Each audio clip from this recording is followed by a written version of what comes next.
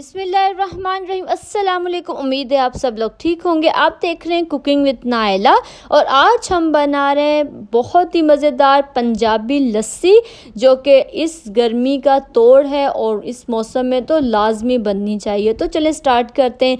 सबसे पहले यहाँ पे एक बाउल ले लिया मैंने, उसमें मैं ऐड कर रही हूँ दही। हाफ़ के जी दही है यहाँ पे। हाफ़ के जी दही ऐड करने के बाद इसमें मैं ऐड कर रही हूँ 1 कप दूध लाजमी ऐड करना है ताकि ये बहुत ज़्यादा खट्टी ना बने।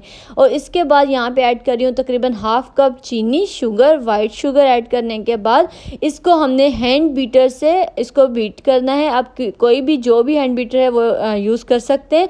हम अक्सर पंजाबियों के घर में ये वाला होता ही होता है, अक्सर विलेजेस में होता है। इससे हमने लस्सी को बनाना है, हमने इसी से हमने लस्सी को बीट किया। उसके बाद यहाँ पे मैं बर्फ़ ऐड कर रही हूँ। बर्फ़ अपनी मर्ज़ी से ऐड कर लें। बर्फ़ ऐड करने के बाद 3 से 4 मिनट हम और इसे मिक्स करेंगे और बीट करेंगे ताकि और ज़्यादा गाढ़ी बन जाए।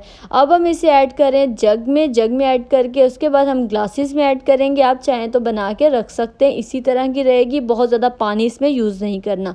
अब मैंने पंजाबी लस्सी बनाने के लिए ऐड करने के लिए यहाँ पे लिए हैं ये मट्टी के ग्लास, और मट्टी के ग्लास में एक अलग ही मज़ा है। विलेजेस में पंजाबियों के घरों में ये मट्टी के ग्लास अक्सर यूज़ किए जाते हैं और बहुत ही ट्रेडिशनल ये एक तरीका लगता है, मुझे बहुत ज़्यादा पर्सनली पसंद है। सारी लस्सी हमने ऐड कर दी है मट्टी के ग्लासेस में।